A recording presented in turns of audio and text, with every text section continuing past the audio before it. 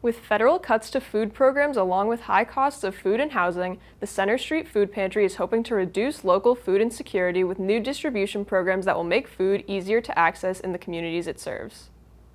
The Centre Street Food Pantry is implementing some new distribution programs with the goal of improving food accessibility. Rose Saya, Executive Director of the Centre Street Food Pantry, shares a bit about the pantry and the way they work to serve those in need. Centre Street is a regional food relief agency. We are serving 6 greater Boston communities. We are giving out food here in Newton as our primary source of distribution, but we're also serving residents of Newton and Waltham and Watertown, Brookline, Wellesley, and Needham. And that was baked into our mission that we were going to be serving people beyond Newton as part of our community. She discusses what she does as executive director and talks about how the food pantry has grown during her time there.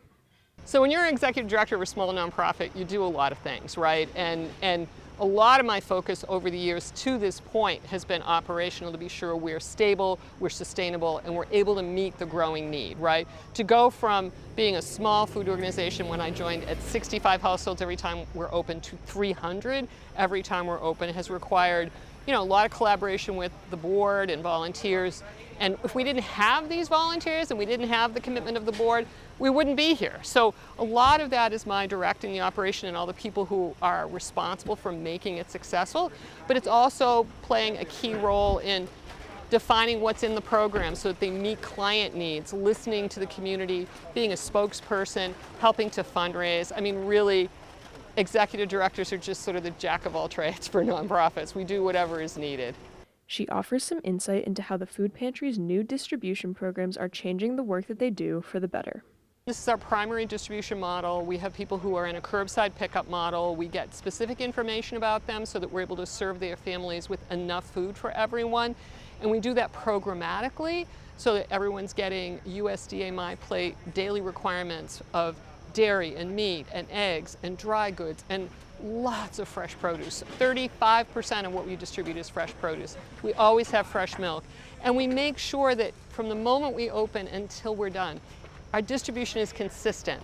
There's a misunderstanding in some cases about what we do, thinking that, well, if you come late, you don't get everything.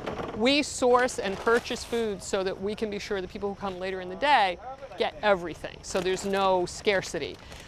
We also saw, though, that while this is very convenient for clients, there are people who can't come to us by car. I mean, some people are coming multiple to a car, but we found ways with some partners, which are Brandeis, Family Access, that we want to get food into the communities. And we do it with the partner to understand what is it their community needs. So for example, with Family Access, which serves Newton and lots of communities, they have a high population of people who are not born in this country who have very specific needs for food, and we are sourcing that and providing that for them. In the case of the Brandeis on the campus pantry, we're also looking at the kinds of things that really work for those students and their families. So it's very customized. Rose also mentions Hunger Action Month and the importance of increasing awareness and understanding about food insecurity. Hunger Action Month was conceived by Project Bread as a way to spread awareness nationwide about the need for food in so many of our American cities and towns. It is now, in fact, September 11th is one of the largest volunteer days in the United States, where millions of people are volunteering to help pack meals all over the country as a way to show that that day can turn into something positive. The goal is to A, raise awareness, B, get people motivated to understand food insecurity, because there are so many misconceptions about it.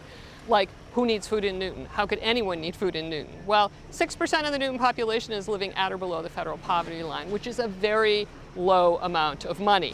But overall, getting people to understand that food insecurity and agencies like us are providing a safety net, and they need to be there because there's other safety nets that aren't there anymore. The other part of Hunger Action Month is advocacy. How do we get our state officials to provide funding and focus on the things, not just for food, but all the things that make food insecurity a big reality? Food insecurity touches you in ways that you may not know. So, one of the questions I'm asked sometimes, tell me about those who are food insecure. And I'll say, well, did you look at the person who gave you coffee at Dunkin' Donuts? What about the person outside fixing your lawn, or the person who's taking care of your children? And I think what I love about Centre Street, and I want people to know, is that we define community as a very large community, that people in Newton are also very committed to supporting us for that reason.